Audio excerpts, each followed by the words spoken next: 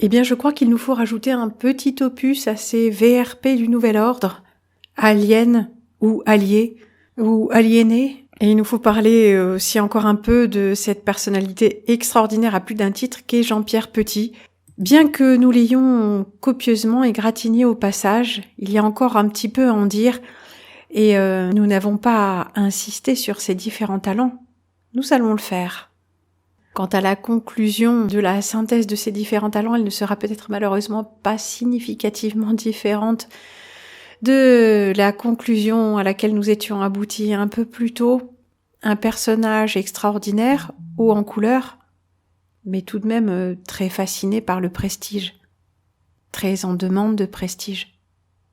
Et c'est généralement le fait des chercheurs et des universitaires. Croyez-moi ou ne me croyez pas, mais j'en sais quelque chose. Jean-Pierre Petit n'est pas qu'un scientifique, c'est un dessinateur dont on nous dit qu'il est quasi professionnel. Voici les aventures d'Anselme Lanturlu, oui, avec son petit chapeau, Le Trou Noir, par Jean-Pierre Petit. Scénario et dessin. L'Informagique. Jean-Pierre Petit, les aventures d'Anselme Lanturlu, l'Informagique. Alors on a Anselme, et puis tous ces petits animaux. On a la délicieuse Sophie qui est toujours en maillot de bain et en talons hauts. Mais pourquoi ? Et qui se tient au-dessus de l'ordinateur, du matériel informagique de notre chère Sophie ? Mais qui est ce personnage ? Big Bang. Alpha, Oméga, on est dans le Big Bang. Jean-Pierre Petit est à la fois un scientifique authentique, docteur S-Sciences, maître de recherche au CNRS. Oui, c'est ça, faut bien s'assurer, il a bien tous les titres, le mec. Et un dessinateur quasi professionnel, auteur de plusieurs bandes dessinées publiées dans Spirou. Grâce à cette conjonction de talents, il sait utiliser l'art graphique pour représenter la science en marche. Ah ouais ? Édition Belin. Les aventures de Anselme Lanturlu sont une vulgarisation de quelques éléments scientifiques. Cela ne remplace pas un cours. D'un point de vue graphique, Jean-Pierre Petit est plus proche de Wolinski que de Bourgeon. Alors on trouve énormément de choses sur son site. On trouve tellement de choses que franchement j'ai pas réussi à tout me coltiner. Mais il y a beaucoup de choses, je dirais, c'est pas très sympa de dire ça, mais à sa propre gloire, comme lui en train de sauter en parachute, lui en train de gravir un sommet à 20 ans. Donc c'est pas nouveau qu'il aime bien se représenter, se photographier, se faire photographier. C'est quelqu'un qui a besoin d'être en représentation. Alors pourquoi pas ? C'est souvent le cas pour les enseignants et pour les gens de la scène, bien sûr. Alors pour un scientifique, qu'est-ce que ça donne ? De la télé, par exemple. Mais pas trop vite. Lisons cela, s'il vous plaît. Un extrait sur lequel je suis tombée tout à fait par hasard. Échappé de justesse au four crématoire. Né en 1937, Jean-Pierre Petit a 3 ans au moment de l'invasion de la France par les troupes allemandes. Le ménage de ses parents a déjà explosé et le père est reparti dans son pays d'origine, l'Espagne. Ah, l'Espagne. Ah oui, on divorçait déjà à l'époque, apparemment. La famille paternelle est catholique, très pratiquante, un tantinet bigote.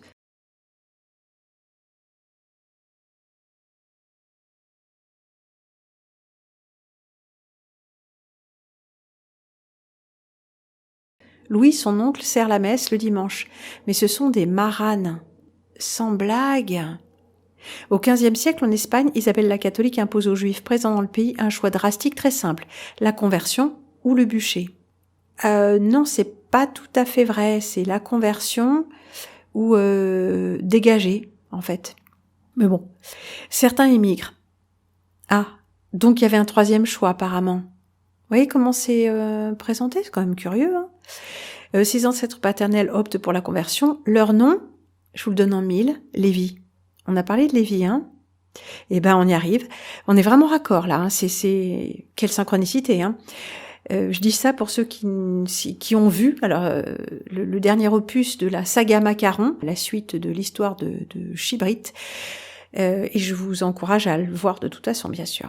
Ceux qui connaissent l'Ancien Testament savent peut-être que les Lévites, les membres de la tribu de Lévi, jouissent d'un statut tout à fait particulier au sein du judaïsme. Ce sont eux qui forment la caste des prêtres. Ils font partie des 12 tribus fondatrices d'Israël, les fils de Jacob. À ce titre, ils participeront à l'errance juive après la fuite hors d'Égypte, qui est une fable, comme nous l'explique très très bien Shlomo Sand, comment le peuple juif fut inventé. Donc la fuite hors d'Égypte sous la conduite de Moïse. Un jour, celui-ci gravit l'Horeb, le mont Sinaï, pour aller à la rencontre de l'Éternel, lequel lui fera don des tables de la loi. À son retour 40 jours plus tard, il découvre avec horreur que son peuple, privé de son chef, a sombré dans le culte des idoles en construisant un veau d'or. Oui, on n'a jamais compris pourquoi en 40 jours, les mecs étaient tellement à cran qu'ils ont fait un veau en or, un veau. Ouais, allez savoir. Moïse entre dans une colère terrible, renverse cette idole et brise au sol les tables de la loi. Un peu de culture biblique, comme ça, vétérotestamentaire, comme dirait l'autre. Un détail souvent ignoré des Juifs eux-mêmes, concernant l'origine du statut spécial de membres de la tribu de Lévi. Ceux-ci acceptèrent donc de tuer 3000 de leurs frères, obéissant aux ordres de Moïse, suite au sacrilège constitué par l'adoration d'une idole zoomorphe. Ah oui. Après la conquête de la terre promise, le pays de Canaan et l'élimination physique des autochtones, les Cananéens, le pays fut partagé en 11 territoires. Seule la tribu de Lévi ne s'en vit pas attribuer, en étant entièrement vouée au culte de Yod-Hé-Vav-Hé. Alors, non seulement ils s'exterminent entre eux, mais ils éliminent physiquement les autochtones, les Cananéens. Ça nous rappelle, pour s'installer en terre promise, c'est-à-dire en Palestine, ou plus ou moins, donc ça nous rappelle toujours quelque chose. Mais poursuivons, plus consciente que nombre d'autres Français juifs ou maranes, chrétiens portant des non-juifs, la famille de Jean-Pierre Petit décide de falsifier son état civil et pour plus de prudence quitte la capitale pour la station balnéaire de La Baule. Ah, La Baule, c'est très classe, La Baule, où le jeune Jean-Pierre Petit passera toute la guerre, seul en compagnie de sa mère dans une maison de vacances familiale, dans une situation d'extrême dénuement, mais à l'abri des rafles comme celle du Veldiv, qui sera par la suite perpétrée par la police française vichiste. Pour mieux conserver le secret, la famille décide de le laisser dans l'ignorance de son patronyme. Le culte du secret, toujours. Cette situation perdurera après la guerre, quand celui-ci deviendra lycéen. Point. Le père, malade mental, est interné juste avant la guerre dans un hôpital psychiatrique où il décédera. Adolescent, le jeune petit, ouais, c'est ça, découvre sa véritable identité à l'occasion d'un recensement. Seul parmi les membres de sa classe à être omis, et sur le conseil d'un de ses professeurs, il se rend à sa mairie de naissance, à Choisy-le-Roi, près de Paris. Oui, moi j'ai grandi là-bas en Essonne. Là-bas, l'employé municipal ne trouve nulle trace d'un Jean-Pierre Petit né un 5 avril 37. Sa mère lui révèle alors sa véritable identité. Alors, il est né le 5 avril 37 de Bernard Lévy. Ouais, pas Bernard-Henri, Bernard tout court Lévy. Et André-Christine Petit, autorisé à porter le nom de Petit. Intéressant, non? Jean-Pierre Petit est donc un marane. Mais pourquoi pas? Marane, c'est aussi une petite aristocratie en soi. Je veux dire, c'est une fraternité comme une autre, c'est une communauté. Donc, qui dit communauté, dit aussi entre gens, toujours plus ou moins, un peu. Ben oui, il y a des différents types de solidarité sélective chez les humains. Alors on avait parlé des yeux de Jean-Pierre Petit. Mais n'importe quoi, ils sont pas noirs. Non, peut-être que l'iris n'est pas de couleur noire, peut-être que le blanc n'est pas de couleur noire, mais il y a quand même quelque chose dans ses yeux, moi, qui me fait toujours un peu bizarre. C'est comme ça, voilà. Et il y a quelqu'un qui nous a écrit ça. Voilà, moi les yeux de Jean-Pierre Petit m'ont toujours fait bizarre. Nous dit ce commentaire. Je dis voilà, on est quand même pas les seuls. Et il le trouve limite hybride, voilà. Mais un personnage me dit que nous avions moins bien préparé notre dossier, surtout Waouh avait mal préparé son dossier, et qu'on disait un peu n'importe quoi, et il m'envoie une photo de Jean-Pierre Petit à 20 ans. Il la légende comme ça. Et je regarde cette photo, je me dis mais ça c'est une photo de qualité professionnelle. Ça c'est pas une photo de famille. C'est pas non plus une photo de photographe de famille, photographe de quartier. Chez qui on allait se faire à l'époque une photo, non, il y a quelque chose. Et puis je regarde mieux, Biodop L'Oréal. Biodop, Dop, le shampoing Dop, L'Oréal. Ah, c'est une photo publicitaire. Le mec a fait de la pub. Alors je cherche un peu, et voilà, je tombe sur, regardez, j'ai fait une capture d'écran, c'est le site de jeanpierrepetit.org, /bio, vous pourrez vérifier. Au passage, ci-après, une autre photo de l'époque assez amusante, témoin d'un éclectisme dans les activités. Le mec était modèle, mannequin.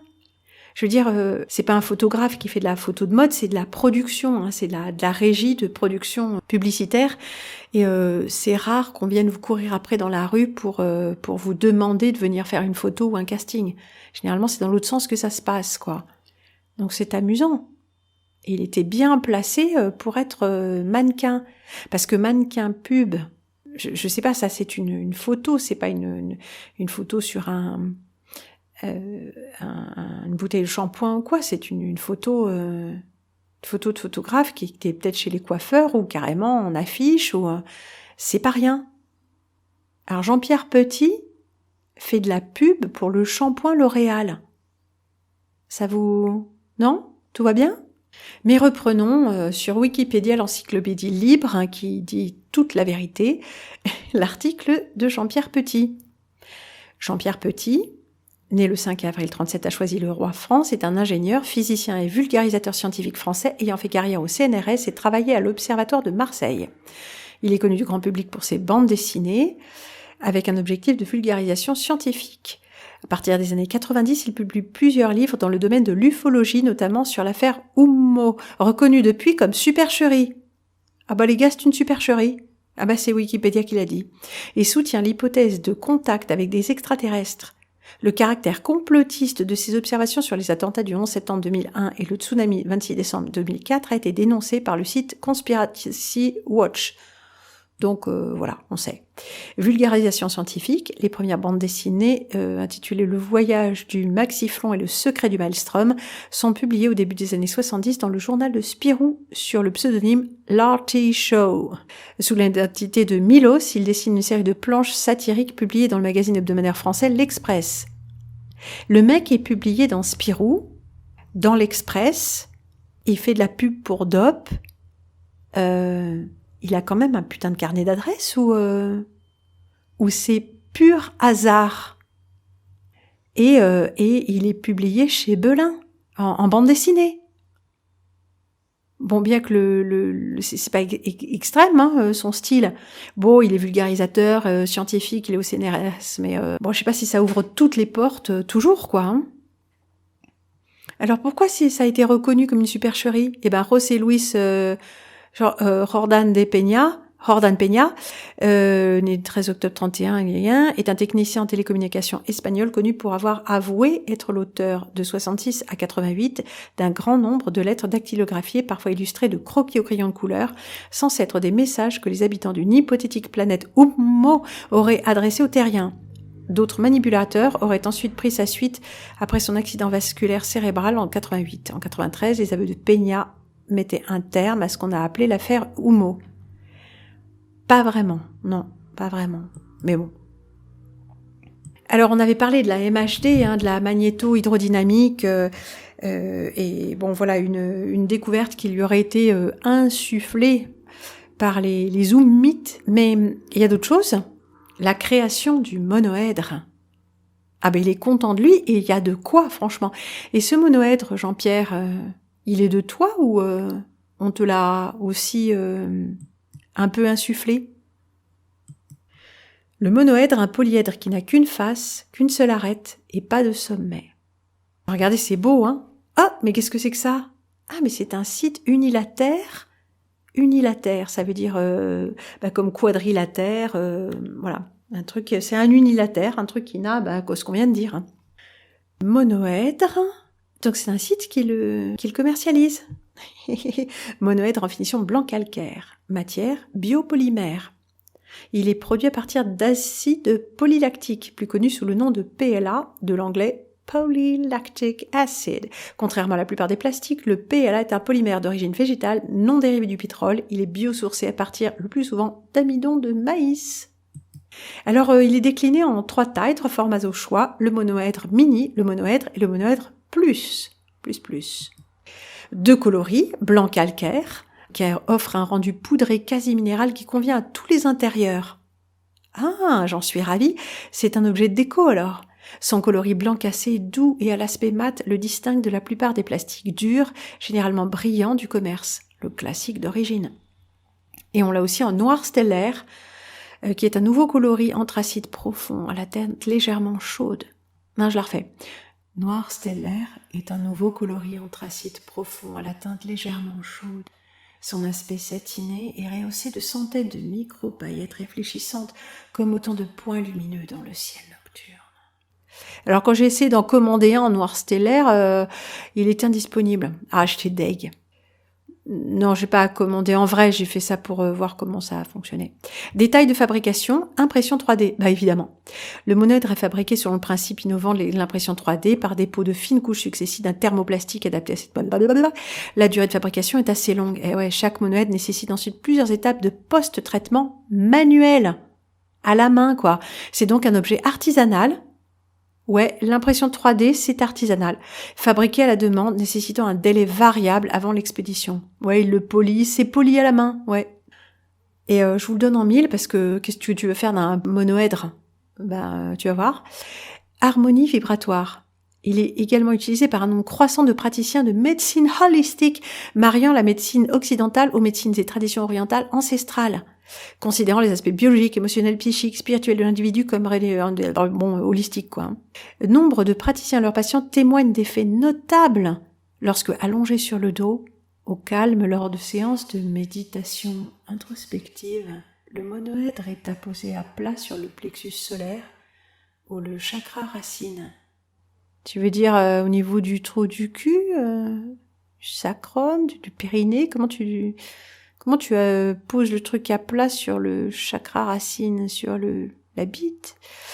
Vague de chaleur, picotement des pieds à la tête, sentiment de plénitude, net recentrage et ouverture en profondeur. Non, pardon, etc.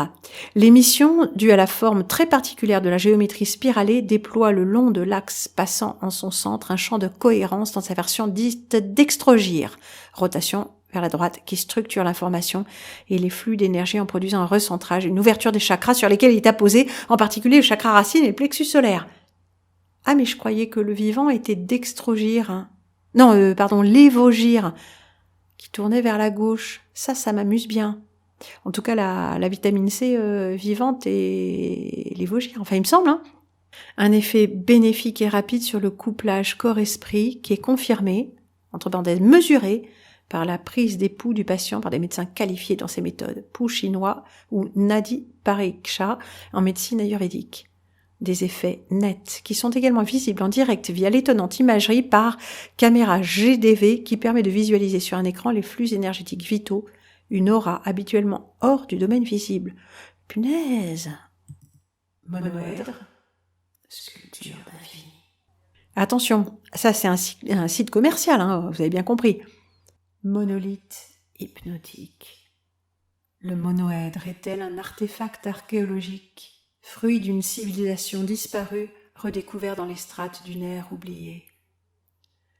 La présence attirante de cette sculpture auréolée de mystère apporte sérénité à votre moi intérieur. Oui, c'est-à-dire à votre moi intérieur ou à votre intérieur. Il y a des petites parenthèses. Mais un artefact archéologique d'une civilisation disparue, c'est humide. Surface unilatère.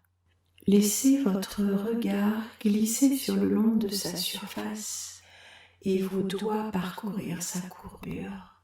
Découvrez comment chaque chemin que vous choisissez d'emprunter reboucle finalement sur votre point de départ. Le polyèdre de Dieu. Héritier du ruban de Möbius, bidimensionnel, le monoèdre repousse les limites à nos 3 dimensions d'espace et apporte une... Quoi ? Il repousse les limites à nos 3 dimensions d'espace et apporte une profondeur supplémentaire à l'infini. Une profondeur supplémentaire à l'infini. Les mecs se sont lâchés. Ils ont dû demander à des rédacteurs un petit peu plus poussés que d'habitude, là. Hein. Ah, on le trouve aussi en pendentif. C'est du bois ou c'est de la 3D? Mais écoutons Jean-Pierre Petit nous parler du monoèdre, c'est quand même sympa. Ça, c'est magnifique, ça. C'est ma dernière invention. Vous savez, les Grecs avaient imaginé des choses qui s'appelaient les polyèdres. Alors, édron, en grec, c'est la face. Polyèdre, c'est un polyèdre à plusieurs faces. Alors, moi, j'ai inventé le monoèdre qui n'a qu'une seule face. Il n'a qu'une seule face, puis il a une seule arête, alors il n'y a pas de sommet. Alors, il y a une chose, c'est que ça, c'est lié à la cosmologie, parce que ces 4 faces, eh bien, c'est l'ensemble des masses positives et négatives du réel et de l'imaginaire. Donc c'est un peu, pour moi, c'est l'image du cosmos le plus primitif, quoi. Ben, ça me parle, de toute façon. Ça parle à beaucoup de gens, d'ailleurs. Il y en a qui l'ont acheté, ils le mettent sur leur bureau, en le regardant. Donc, voilà, ça dégage. Voilà. Et puis tout à trac, je tombe là-dessus. Alors je crois que j'avais déjà vu qu'il jouait un peu de guitare. Il a tous les talents, cet homme. Bon, il joue, il joue, il chante. Bon, peut-être pas de quoi faire l'Eurovision, mais c'est pas mal. Et je tombe là-dessus. Mais c'est sur son site, scientifique à vendre. Mais il y a un message ou quoi? Non, je sais, c'est humoristique. D'ailleurs, on va en écouter un petit bout, mais scientifique à vendre, mais tout est dit, non? Là, j'ai adapté une chanson qui n'était pas, comme je le croyais, de Boris Vian, mais de Francis Blanche. La chanson, c'était un général à vendre, et là, vous allez entendre un scientifique à vendre. Un bon matin, me suis levé, c'était dimanche. À ma carriole, j'ai attelé ma jument blanche pour m'en aller au marché dans le chef-lieu du comté. Paraît qu'il y avait des scientifiques à vendre. Mais le soleil écrasait dans la route blanche, ma jument s'arrêtait si souvent sous les branches, que lorsque je fus rendu, on ne m'avait pas attendu, et tous les scientifiques étaient vendus. Pourtant là-haut, tout là-haut du champ de foire, par un coup de chance, il en restait encore un. Il était un peu déplumé, à condition de pas regarder, j'ai des idées de l'acheter. Je l'ai échangé contre un cajot de pommes pas mûres, 4 artichauts et 2 tartines de confiture, tout ça pour un scientifique du monde cosmologique, et puis je l'ai chargé dans la voiture. À la maison, on m'a fait des reproches amers, encore une fois, paraît que je m'étais laissé faire. Un scientifique dans cet état, ça valait beaucoup moins que ça, mais puisque c'était fait tant pis pour moi. Il fichait rien pour pas salir son beau costume. De temps en temps, il épluchait quelques légumes, ou bien cherchait l'équation qui lui donnerait le graviton, en espérant cette fois trouver le fond. Pourtant, certains soirs d'été, le scientifique sur son escabeau, et les yeux perdus dans l'immensité, il nous racontait ses travaux. Il nous parlait de ses tenseurs quand il n'était que professeur, de l'espace et puis du temps quand il n'était qu'assistant. Et il nous parlait très à l'aise du choix du sujet de sa thèse, en étant sûr de déboucher alors qu'il n'était qu'attaché sur les épaules des géants quand il n'était qu'étudiant. Puis le scientifique, jusqu'au petit matin, déroulait toute sa carrière. Puis il s'endormait sur sa botte de foin, et nous rêvions d'univers. Il est resté comme ça chez nous jusqu'à l'automne, sans travailler, sans trouver la vie monotone. Ça nous a même étonné d'apprendre par le curé qu'il avait donné des cours à la bonne. Et puis voilà que par un beau jour de décembre, il est entré et s'est porté droit dans ma chambre. Il venait d'apprendre qu'aujourd'hui, pour lui, c'était l'académie. Alors il nous quittait, c'était fini. Je l'ai reconduit en carriole jusqu'à la ville. On m'a rendu mes choux-fleurs et mes cajots. Et sans émotions inutiles, sans pleurer, sans se dire un mot, on s'est quitté en vrai héros. À la maison, on ne savait plus trop quoi faire, avec personne pour nous raconter l'univers. Le scientifique au bistrot avait planté un drapeau pour la recherche, j'ai payé la facture. Je ne suis plus jamais retourné au marché, Pourtant, n'arrive que par certains soirs de l'été, face à l'univers magnifique, les yeux quelquefois nous piquent à n'acheter jamais de scientifique. Bon, il y aura encore peut-être pas mal de choses à en dire, mais le plus significatif, c'est de revenir un instant, si vous le voulez bien, sur cette anecdote de prélèvement, de réaction face à ces prélèvements dont Jean-Pierre Petit a été l'objet. L'un de nos correspondants, dans un commentaire, a tout simplement dit qu'il se souvenait, ou elle, je sais plus si c'était un garçon ou une fille, mais que c'était lors d'une interview avec Lilou Massé. Alors j'ai cherché, et j'ai trouvé. Mais on va écouter ça si vous voulez bien. Parce que moi, ça me rappelle quelques petits trucs. Et d'ailleurs, Lilou ne s'y trompe pas.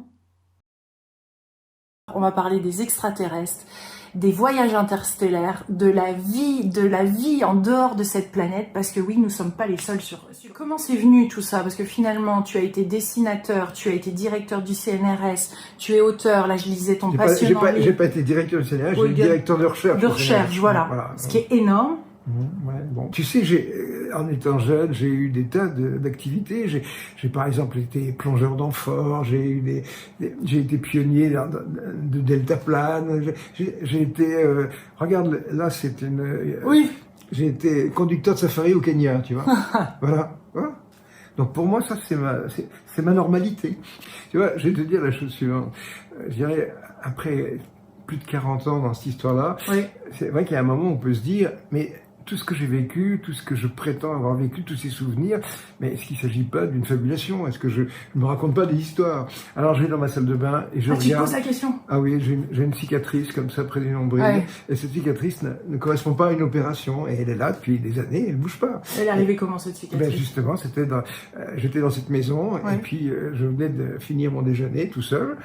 Et à ce moment-là, j'ai eu une grosse sieste qui a duré plus de 12 heures. Alors je suis allé dans la salle de bain qui se trouve là, et puis en enlevant mon t-shirt, je me suis retrouvé avec une cicatrice, avec des hématomes, enfin un truc très exotique, quoi. Donc, différent d'une cicatrice normale? C'est une cicatrice profonde. D'abord, moi, je montrais ça à un copain chirurgien qui me dit que tu as une cicatrice des plans profonds. D'ailleurs, on la sent très bien. Quand on la palpe, on sent qu'il y a un bourrelet dur. C'est pas une griffure de chat. Voilà. Alors, après, il y a des histoires hallucinantes que je te racontais tout à l'heure. Mais alors, cette cicatrice, qu'est-ce que ça a fait? C'est-à-dire que tu t'es aperçu de cette cicatrice, elle était fermée au réveil, en fait, elle était là déjà existante. Qu'est-ce qui s'est passé pour toi pendant ce moment de sieste? Mais on ne se retrouve pas avec une cicatrice et des hématomes comme ça après une sieste. Il s'est forcément passé quelque chose. Disons, on peut s'érafler, on peut se cogner, mais se cogner et rafler, c'est très compliqué, quoi. Oui. Puis en plus, le fait qu'il y ait un bourrelet profond. Alors là, on arrive à des histoires dignes d'un film de Spielberg. Oui, c'est pour ça, qu'est-ce que t'en as fait, toi, de ça? Mais, comment dire, j'ai 2 bouquins qui ont été édités au Japon. Et alors, un jour, mon traducteur, qui s'appelait Nakajima, vient en France, et j'habitais à Aix à l'époque. Alors, il loue une maison à Aix-en-Provence, il arrive le samedi, et il m'appelle le dimanche matin en me disant « Allô, monsieur Petit, c'est Nakajima, oui, formidable, on va se voir. Oui, mais est-ce que vous pourriez venir maintenant ?» Maintenant, oui, c'est si urgent, qu'est-ce qui se passe? C'est un peu difficile d'expliquer au téléphone. Et j'arrive, je frappe à la porte, et il lève sa chemise, il me dit « J'ai la même cicatrice. » Voilà. Mais qu'est-ce que c'est que cette histoire? Et c'est pas on peut pas se faire un truc comme ça avec un cutter, c'est pas possible. Alors, je vous raconte aussi une autre histoire. Avec ma femme, on revient d'Égypte. Et puis elle me dit, tu sais, je commence à connaître ton anatomie, mais tu as quelque chose là bizarre. Et effectivement, j'avais ce qu'on appelle une hernie sus-ombilicale. On a la peau névrose qui est là, puis quelquefois quand on vieillit, ça fatigue un peu, on a un petit bout d'estomac qui sort. Bon, alors mon médecin me dit, voilà, on va te faire recoudre. Alors je vais à Aix, j'ai un chirurgien qui me dit, oui, vous avez un petit machin, je vais vous recoudre. Il me dit, mais qu'est-ce que c'est que ça? À ce moment, je réponds pas. Il me dit, écoutez, je vais vous ouvrir le ventre dans 2 jours, il faut quand même me le raconter. Et à ce moment-là, je lui raconte cette histoire, il me croit pas. Il a un petit sourire. Il s'est dit, il a pris un coup de couteau avec un parent, il peut pas me raconter la vérité, quoi. Alors après, quand on part dans la salle d'opération, moi je suis sur la table à roulettes pour une anesthésie générale, et je lui dis, si vous trouvez quelque chose à l'intérieur, vous me le gardez. Il se marre, il me dit oui, d'accord. Alors, on y va. Et quand je me trouve en salle de réveil, vous savez, ces petites boîtes transparentes avec un couvercle rouge qu'on utilise pour les analyses d'urine. Moi, j'émerge, je me retrouve avec ça dans la main, avec un truc au fond. Et alors, l'infirmière arrive et je dis, qu'est-ce que c'est que ça? C'est ce qu'on a trouvé à l'intérieur. un implant. Ah ouais. Alors, elle me dit, je suis désolé, mais il faut qu'on l'analyse. Elle me l'a piqué. Et à cette époque-là, j'habitais à Bruxelles. Donc, je suis reparti, et cet implant a disparu. Bon, cet implant a disparu.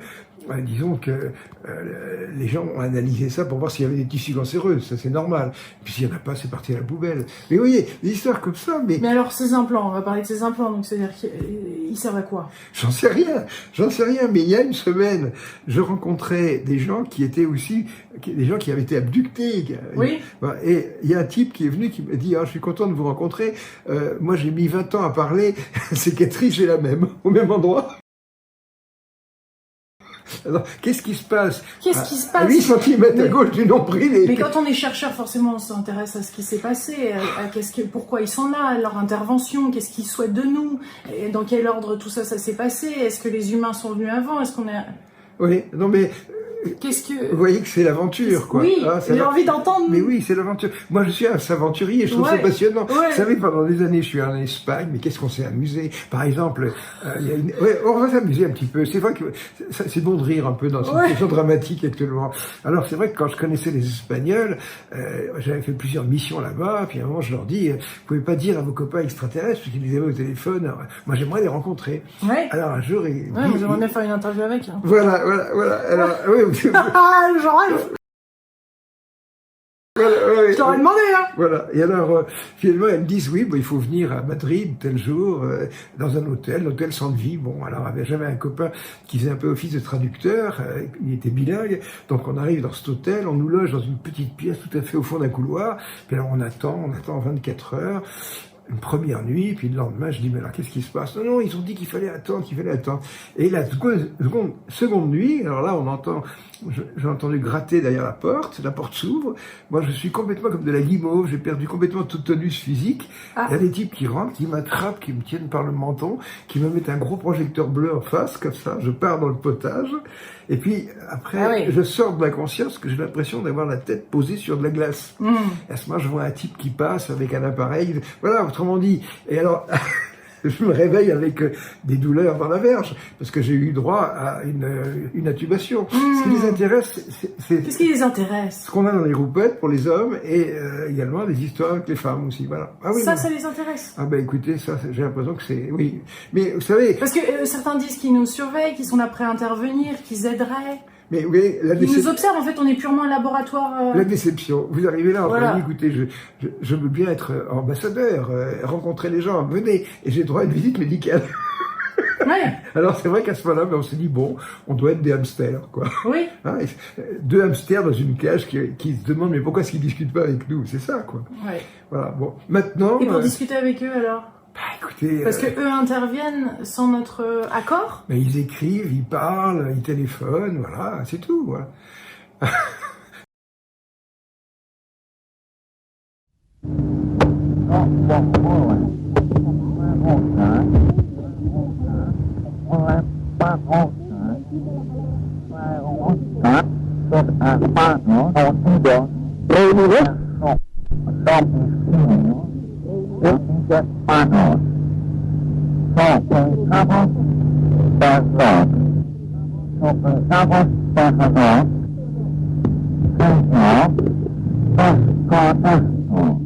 Voilà, mais je veux dire que... Non mais vous, ça lui paraît d'un banal et d'un normal, mais quand on n'a pas entendu ça, comment ces communications se passent? Je veux dire, comment peut-on rentrer en communication et recevoir de l'information comme vous? Vous avez les courriers, vous avez les mails, et puis vous avez les coups de téléphone, des choses comme ça, voilà. Alors, mais comment on les reconnaît de d'autres? Ah oui, alors là, le critère, c'est le contenu scientifique. Hein. Et vous avez beaucoup de fausses informations qu'on en reçoit au kilomètre, de gens qui vous racontent des banalités. Là, c'est pas des banalités. Ce sont des choses comme, par exemple, vous devriez considérer que nous vivons dans un espace de hermite et appliquer la technique de Souriau, enfin des choses de maths, Alors, mais l'email part bien de quelqu'un. Bah oui, mais comment voulez-vous savoir de qui ça vient? Un email, c'est anonyme. Mais c'est le contenu qui est intéressant. Moi, je m'en fous. On me dit, mais vous recevez des messages, qu'est-ce qui vous dit que c'est authentique ou pas? Mais j'en sais rien. Mais est-ce que ça fonctionne? Est-ce que ça donne? Et moi, depuis 40 ans, j'accumule les publications dans des revues scientifiques de haut niveau. Oui. Et je crée même un certain désordre, une inquiétude, je dirais. Hein. Oui. Regardez, par exemple, ce modèle Janus, ça vient entièrement de là. Alors, qui c'est qui fait ces prélèvements-là? En général, qui c'est qui fait les prélèvements? Qui s'intéresse beaucoup à ce qu'on a dans les coucougnettes? Comme il dit si bien? C'est qui? C'est qui cisaille, qui découpe et qui va fouiller, farfouiller, fourrager dans les sexes? Ben, en général, c'est les gris. Alors, ces humides, là, grands blonds aux yeux bleus, peut-être que c'est ça qu'ils essaient de nous vendre. C'est le plus acceptable. Ben oui, parce que si vous regardez bien, même s'il y a de plus en plus de racisme de toutes sortes envers tout le monde dans la race humaine, eh bien, il y a une fascination des blancs pour les blonds aux yeux bleus, mais aussi de tout ce qui a une peau beaucoup plus foncée pour les blonds aux yeux bleus.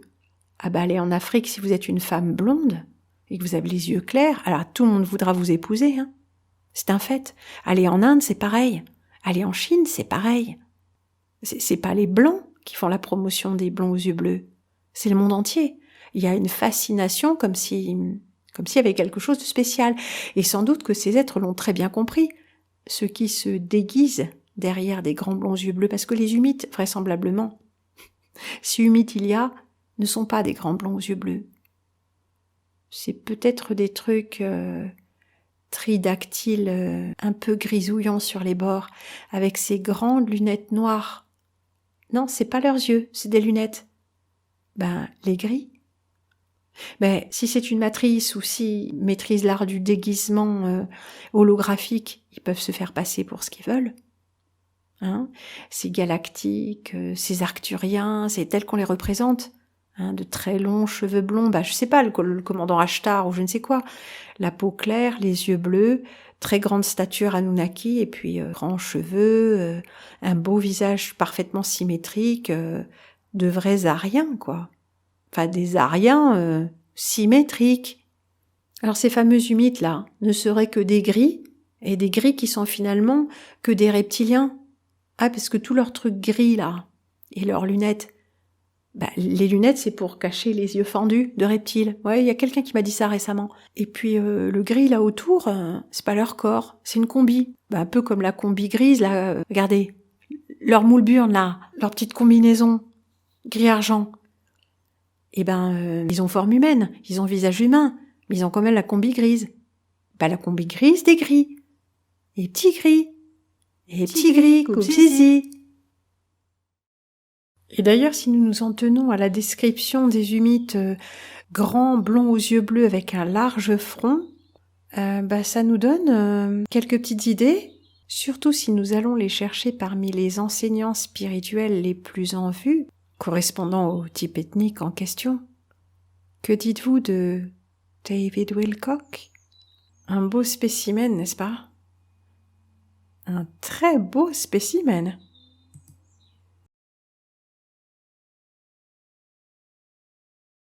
Ça, c'est une photo avec les aviaires. Oui, je sais plus, il y a même un mec qui dit qu'il y a des humites qui sont plutôt de type plumeux. Ils n'ont pas de bec, mais ils sont plutôt oiseaux.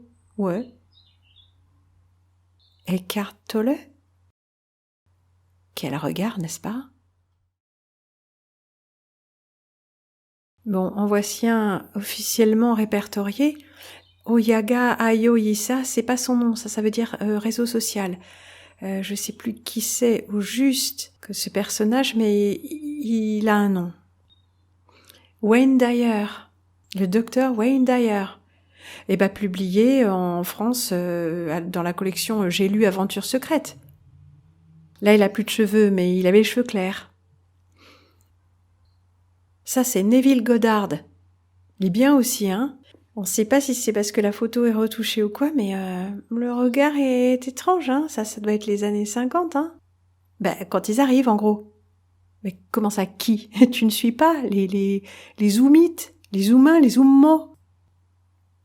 Tridactyle, pas très grand, avec les yeux en amande, là.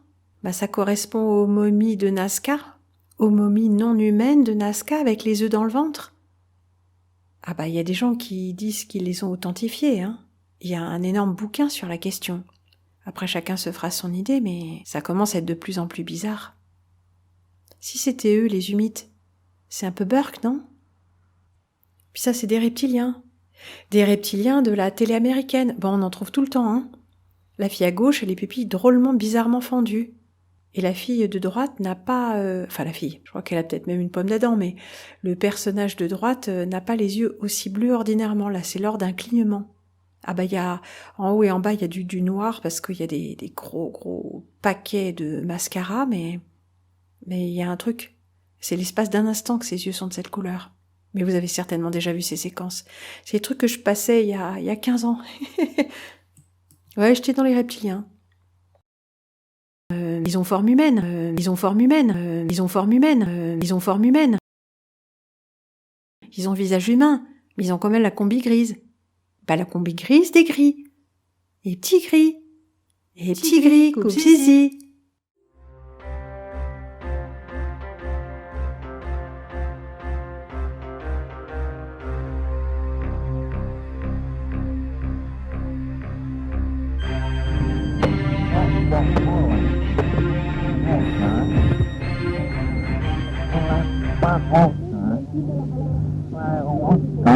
Huh?